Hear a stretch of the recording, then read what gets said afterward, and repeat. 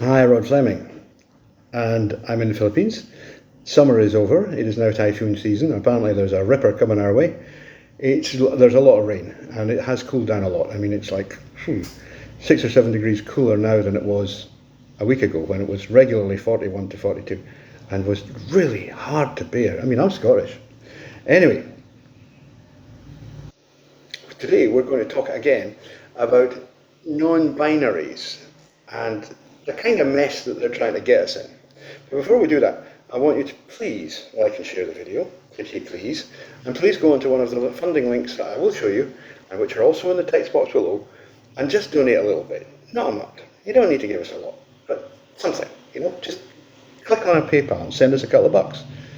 GoFundMe, Patreon, buy me a coffee, dead easy, just click buy me a coffee. It even has suggested coffee prices for buying. It's real simple, so just do it, and then I can continue to do this. And I presume some of you enjoy it because you keep coming back. Anyway, last week we did a piece, and I'll link to it, on a farce, a real farce, when a couple of so-called Enbies decided to kick up a stir about somebody being polite and saying, "Good morning, ladies and gentlemen." Actually, I believe it was "Good afternoon, ladies and gentlemen, boys and girls," and how that was so offensive to their poor little weak souls that they felt absolutely excluded, poor things. It's so sad. So one of my correspondents, Katie, a nice woman, she on my YouTube channel, she said, "Well, what about Boy George? I mean, I didn't hear anything about him wanting to shout about being NB or non-binary."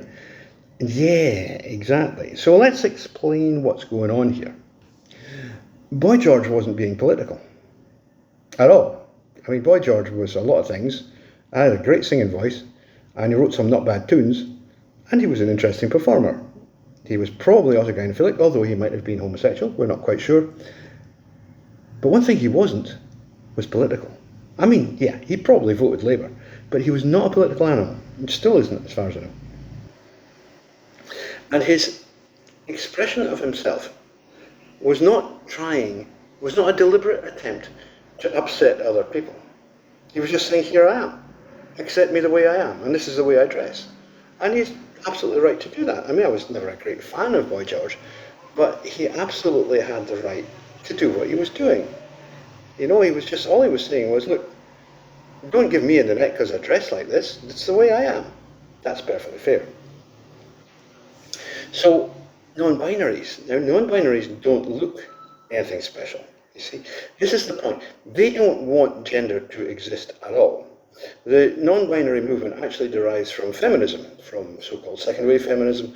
And, I know feminists like to call it all sorts of different things, but basically there are only two types of feminine. There's political feminism and goddess feminism. And if I'm any kind of a feminist at all, I'm a goddess feminist. I believe in motherhood, okay? I don't believe in the things that the political feminists believe in, which is basically Marxism. But they have been trying to get rid of gender completely, and I mean eradicate it, for 50 years now. They've been saying that gender is what oppresses women, which is complete nonsense. They have been saying that society cannot be cured from whatever it's supposed to be cured from until gender is got rid of.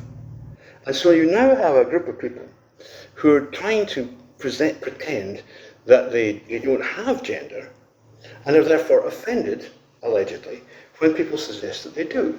This is minoritarianism. It is the totalitarianism of the minority.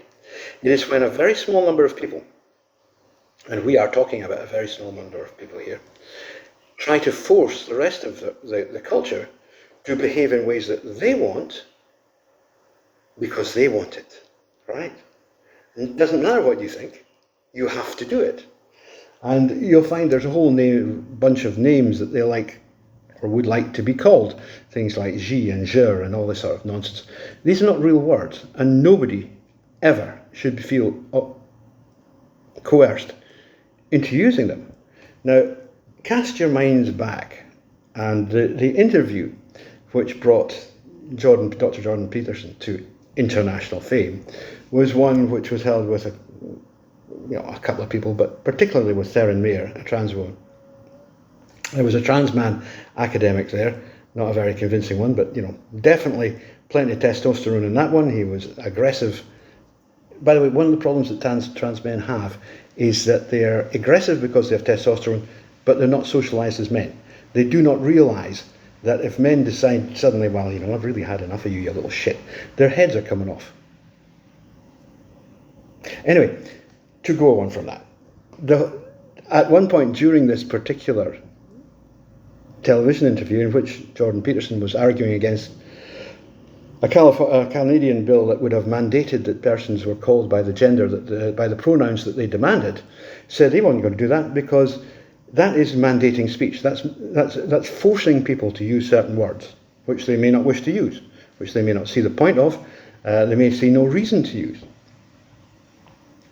And he was asked during this, and Theron Mayer is a very attractive girl, who was on a video link, and the presenter said, Dr. Peterson, how would you address Miss Thayer? And he said, she. I mean, he didn't even wait. There was no, it was instantaneous. And the reason for that is, Theron looks like a woman. Gender is a real thing, and it has to be performed, right? The whole point of non-binaryism, Enbiism, is that they don't want to play this game. And they think that, they can bully everybody else into playing their game instead. And my answer to that is no, absolutely not. If you look like a guy, I'll call you he and him. If you look like a woman, I'll call you she and her. And that's it. And that's what everyone should do. You should just say, no Enbies here. We don't accept you. I mean, I'm sorry if you've got mental problems. Nobody wants to have mental problems. But if you have a mental problem because you deny something that is absolutely integral to human existence, something so integral that it cannot be dispensed with, something that is the basis of all human culture, and that is gender, then really you have a mental problem and you need to see a specialist. You don't need to be wandering around trying to tell all the rest of us what pronouns to call you. Pronouns should be obvious from the way you present yourself, and that should be the end of it. There should be no confusion whatsoever. So I'm sorry, Enbies, you ain't getting any sympathy here at all. I mean, apart from anything else, excuse my neighbours, there must be a wedding or something. Apart from anything else, I know a lot of trans women across the planet, and they all put a huge amount of effort into being what they are. And some of them, some of them don't pass very well. I also know trans men who do the same thing. They maybe don't pass too well, sometimes, the trans women. Some trans women don't pass too well, but they're still making a bloody effort. They're really still trying to do it. They're saying, look, I'm doing my best. I'm trying to fit into this gender binary system in the gender that's appropriate for me. And I have a lot more time for them. I have a lot more time for someone like Caitlyn Jenner. I mean, 6'4", it's going to be hard to take her as a woman, but she's trying. She's trying. These people are putting a real effort in, and they are completely belittled. All that effort is rendered as null by these idiots calling themselves Enbies. So have nothing to do with them. Just switch them off, ignore them. Have absolutely nothing to do with them. Enbies are not trans. Trans means you transition from one to the other. Not that you fall off the scale. Not that you just jump off and say, I don't want to play anymore. I take my ball with me. Transition is a real thing. It's a serious thing. Enbiism is not real. It's just a political stance. That's all it is. It's a way of getting attention. A way of trying to get your own way when, if you tried any kind of other method, if you tried a democratic means, there's no way you would get it. It just couldn't possibly happen. You'd have been run out on, for runny. Gone. No, excuse me, hit the window. Nobody would wear it. But because you use Twitter mobs and really despicable methods like that, from the sewer, from the swamp, people get afraid of you. And I say, don't tolerate these people. Just don't tolerate them. Have done with it. Nail your colours to the mast and say, nah, we ain't having that here. Okay?